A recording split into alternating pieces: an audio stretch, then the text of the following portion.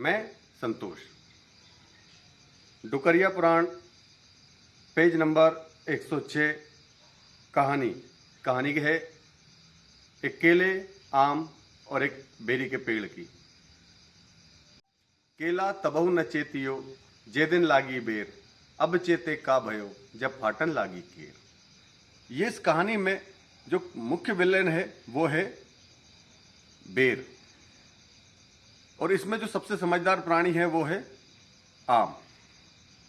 केला, इसमें केले की स्थिति को आप समझ सकते हो कि कश्मीर में हिंदू, जैसा कि अभी आप कश्मीर फाइल्स जो पिक्चर है उसमें आप देखेंगे और देखिएगा भी उसको। तो इसमें जो सबसे कमजोर प्राणी है वो है केला। क्या होता था कि आपने पंचतंत्र की कहानी सुनी होगी। पंचतंत्र जो बहुत अच्छी कहानी जो लिखी है, जिसमें जानवर आपस में बात करते हैं, पेड़ पौधे आपस में बात करते हैं। तो क्या ऐसा सच में होता है? नहीं होता है। ये चीजें हमें उन्होंने भविष्य में जो कथाएं हैं, जो कहानियां लिखी हैं, वो कहानियों से हमें भविष्य में हमें क्या शिक्षा मिलती है उस पर फोकस किया गया है। तो ऐसे ही इस कहानी में है, एक आम का पेड़ था, उसके बगल में एक केले का पेड़ था। दोनों में बहुत अच्छी मित्रता थी। आम और केला बड़े हिलमिल के रहते थे। कुछ दिन के बाद केले के बगल में एक बेरी का पेड़ उगा।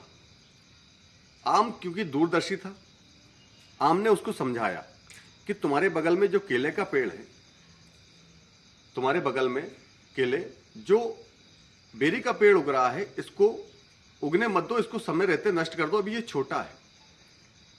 लेकिन केला तो सेकुलर था, उसने कहा नहीं, ये संसार है, यहां पे सबको फलने फूलने की आजादी है, सबको बढ़ने की आजादी है।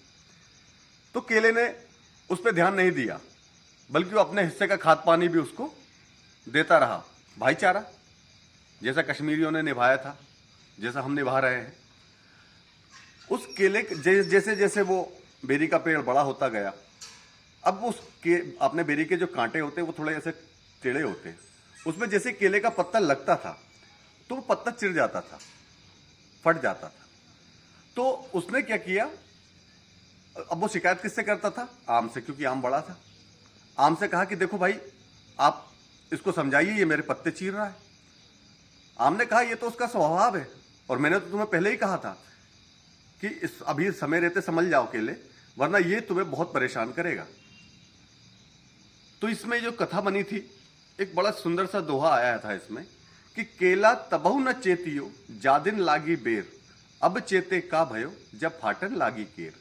कि केले, मैंने तुझे उसी दिन समझाया था जिस दिन तेरी बगल में ये बेरी का पेड़ उगा था, लेकिन तूने उस दिन मेरी बात पे ध्यान नहीं दिया, और अब पछताने से होगा क्या, क्योंकि ये अपना आकार बढ़ा चुका है।